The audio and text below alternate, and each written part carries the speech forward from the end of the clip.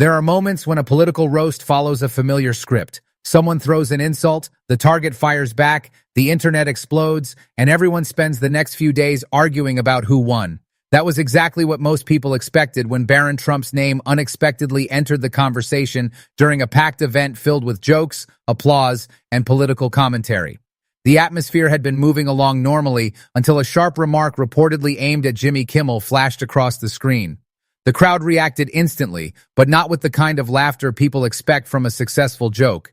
Instead, there was that strange, uncomfortable sound audiences make when they realize a line has crossed from playful into personal. It wasn't outrage, it wasn't enthusiasm, it was uncertainty. For a brief moment, the entire room seemed to pause and wonder what would happen next. Most people assumed they already knew the answer. After all, modern political entertainment usually follows a predictable pattern. One side throws an insult. The other side responds with something even harsher. Social media turns the exchange into a viral spectacle. Headlines write themselves. Supporters cheer. Critics complain. Everyone claims victory. But this time, something different happened. Instead of immediately firing back, Jimmy Kimmel stepped toward the microphone holding a small note card and waited. He didn't smirk. He didn't roll his eyes. He didn't perform outrage for the cameras. He simply stood there and allowed the room to settle. Strangely, that calmness made people even more uncomfortable. The audience suddenly realized he was actually thinking about what he wanted to say. And careful responses can be far more dangerous than emotional ones. Kimmel understood that the easiest path available to him was also the most obvious. He could make a joke about Barron, collect an easy laugh, and give social media exactly what it wanted. Many people in the room were practically waiting for that moment. The audience leaned forward expecting a knockout punch. Online commentators were already preparing their reactions. But Kimmel also understood something that often gets lost in political fights. When a young person becomes part of a public conflict between adults, the most important story usually isn't the young person. The real story is the environment surrounding them. The adults encouraging the conflict. The adults amplifying it. The adults turning it into entertainment. When Kimmel finally spoke, he did so slowly and carefully. He explained that he wasn't interested in getting into a public fight with a teenager. Then he delivered the line that changed the entire mood of the room. He said he wasn't going to attack a kid for acting like he grew up in a household where insults are treated like family values. Instantly, the atmosphere shifted. The room fell silent before erupting into applause and laughter. What made the line powerful wasn't cruelty, it was restraint. Kimmel hadn't attacked Barron directly. Instead, he redirected attention toward the culture surrounding him. The joke wasn't aimed downward, it was aimed upward, and that distinction changed everything. As the applause continued, another layer of the conversation began emerging. Kimmel reminded the audience of previous moments involving the Trump family, including awkward public appearances that had already become subjects of discussion online. One example involved Donald Trump's unusual comments about Melania and children, where he seemed to stumble through a compliment in a way that left audiences confused. The crowd laughed again, but now the laughter carried a different feeling. People weren't simply reacting to isolated moments anymore, they were starting to connect patterns. That was exactly what Kimmel wanted. Instead of rushing from joke to joke, he deliberately slowed the pace. He encouraged people to stop reacting emotionally and start observing. He pointed out that the original insult itself wasn't even the most interesting part of the story. Teenagers say sharp things. Young people test boundaries. Families repeat language they hear around them every day. None of that was particularly surprising. What surprised him, he explained, was how quickly the entire Trump orbit appeared ready to celebrate the moment as if it were a major political victory. Suddenly, a teenager's comment was being treated like a decisive blow in a national debate. Kimmel smiled and delivered another line that landed just as effectively. He joked that if his career ended every time a member of the Trump family insulted him, he would have been out of work years ago. The audience exploded again, but underneath the laughter was a growing realization. This wasn't really about one comment, it wasn't about one teenager, it wasn't even about one comedian, it was about a larger pattern that had been playing out for years. As the crowd settled, a large screen behind Kimmel changed. Instead of flashy graphics or dramatic visuals, a simple timeline appeared.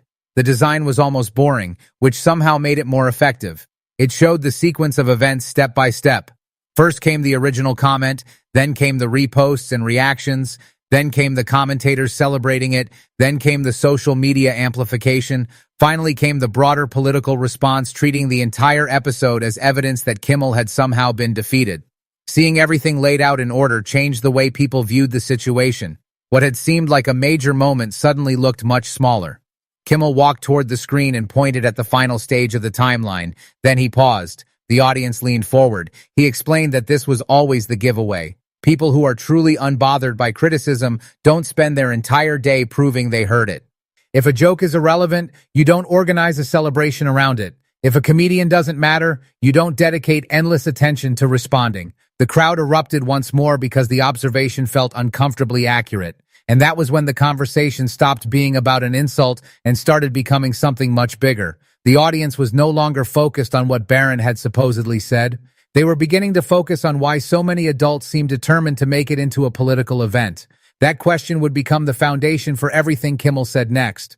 As Kimmel continued, he carefully shifted the focus away from Barron himself and toward the reaction surrounding the moment.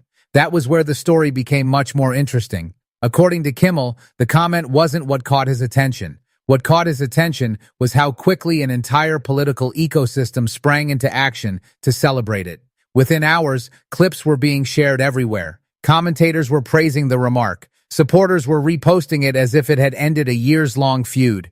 The internet was acting as though one sharp line had suddenly changed everything. Kimmel stood beside the timeline on the screen and calmly walked the audience through each stage of the reaction. First came the original jab, then came the reposts, then came the reactions from supporters, then came the articles, the commentary, and the victory laps. Seeing it laid out step by step made the entire sequence look strangely exaggerated. Instead of attacking anyone directly, Kimmel simply asked the audience to look at the pattern. If someone is truly above criticism, why spend so much time responding to it? If a comedian is irrelevant, why monitor every monologue? If a joke doesn't matter, why build an entire celebration around proving it landed? The crowd laughed, but the laughter felt different now. It wasn't just entertainment anymore. People were beginning to recognize a contradiction. The more aggressively supporters tried to demonstrate that Kimmel had been defeated, the more attention they gave him. Every repost, every response, every angry comment only made the original segment spread further. Then Kimmel delivered another observation that landed heavily. He suggested that if a family is genuinely winning, it doesn't need a teenager's insult to carry the victory lap.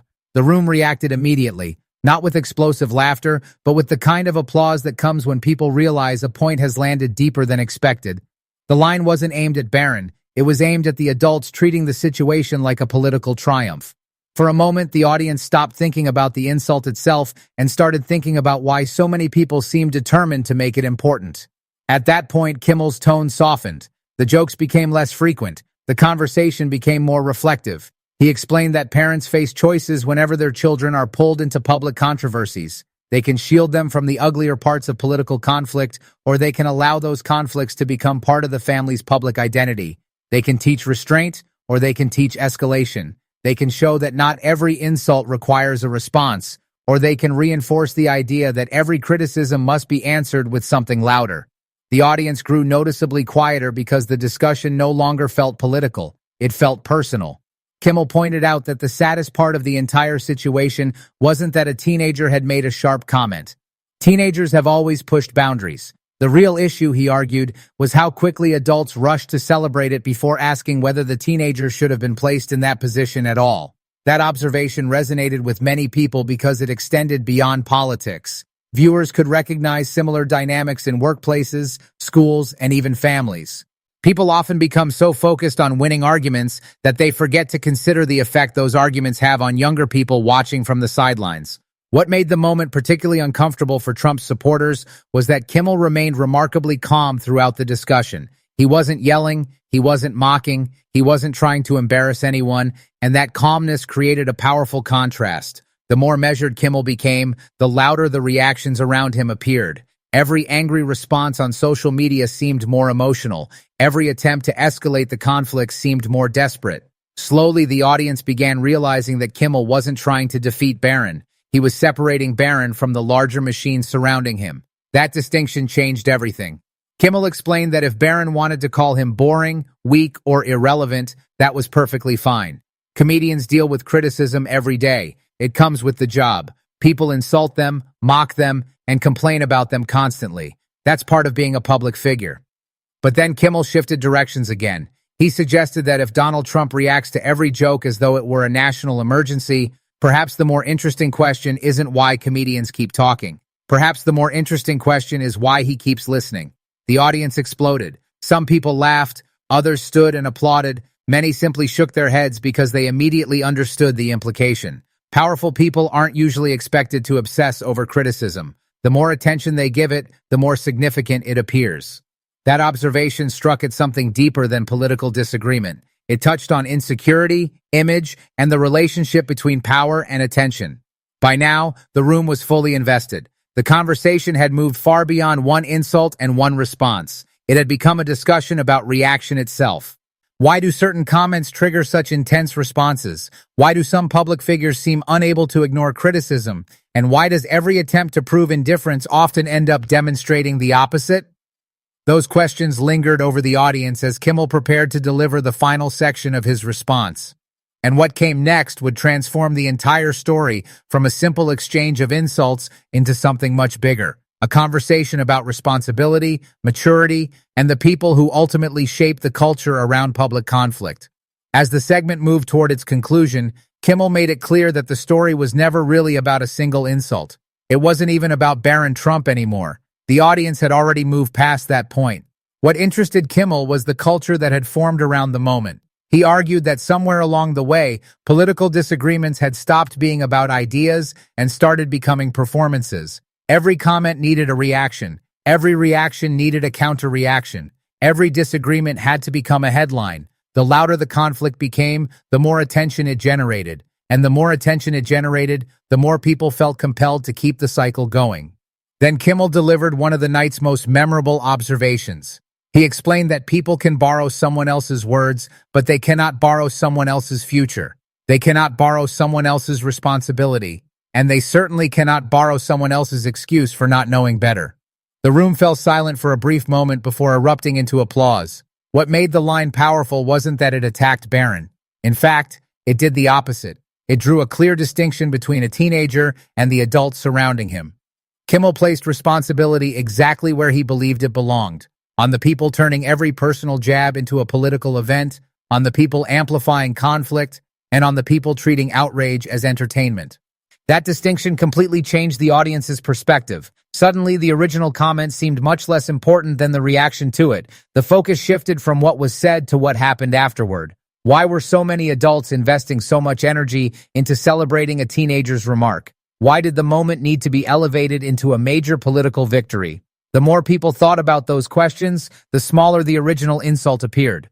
When the event ended, many assumed the story would fade away. Instead, the real explosion happened online.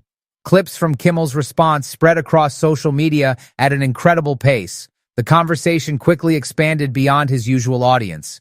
Even people who normally disliked Kimmel found themselves discussing the segment. Some critics argued that he should have responded more aggressively. Others praised his restraint. But regardless of where people stood, there was one thing they couldn't deny. He had controlled the room. The exchange had begun with a setup that seemed designed to provoke an emotional reaction, yet Kimmel refused to follow the script. That refusal became the story. Supporters of Trump had expected a simple sequence of events. Barron would make a comment. Kimmel would become angry. Trump allies would celebrate. Instead, Kimmel redirected attention toward the broader culture surrounding the conflict. He asked why so many people seemed desperate to transform a minor insult into a historic moment. He questioned why every disagreement had to become a spectacle. And once those questions entered the conversation, the celebration itself started looking different. It appeared less confident and more defensive. Many viewers began revisiting older clips and noticing a familiar pattern. Trump responds to comedians. Comedians respond to Trump. Supporters amplify the conflict. Critics react. The cycle repeats endlessly. But this time, Kimmel had broken the rhythm. By refusing to escalate, he exposed how dependent the entire system had become on escalation. The audience expected a fight. Instead, they received reflection. And reflection can be far more uncomfortable than confrontation. What surprised many observers was that even some commentators who typically defended Trump admitted Kimmel had handled the situation carefully. Not gently, not sympathetically, carefully. He deliberately avoided turning Barron into the villain of the story. That decision created a difficult challenge for Trump's allies. How do you portray someone as unstable when they remain calm throughout the exchange? How do you accuse someone of being obsessed when your own side cannot stop talking about them? The contradiction became increasingly difficult to ignore. Meanwhile, older clips involving Trump and his family began resurfacing online. Viewers revisited awkward interviews, strange public moments, and previous exchanges involving family members. Suddenly, the discussion expanded beyond politics altogether. People began talking about family dynamics, public pressure, image management, and the consequences of involving younger relatives in highly public conflicts. Those themes resonated because they felt universal. Most people understand family tension. Most people understand what happens when children become caught in battles started by adults. Kimmel never tried to make himself the hero of that story. In fact, one of the reasons the segment worked so well was because he avoided placing himself at the center of it.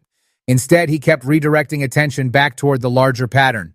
The issue wasn't one joke. The issue was a culture that seemed addicted to outrage. Every controversy needed to be bigger than the last. Every disagreement needed to feel existential. Every conflict required a winner and a loser. Near the end of the segment, Kimmel looked once more at the timeline displayed behind him. The sequence was still there. The original comment, the reposts, the reactions, the celebrations, and the outrage. He studied it quietly for a moment before offering one final thought. He suggested that the loudest people in a room are often trying hardest to convince themselves. It wasn't delivered as a punchline. It wasn't designed to generate applause. Yet it may have been the most effective line of the entire night because by then, the audience understood exactly what he meant.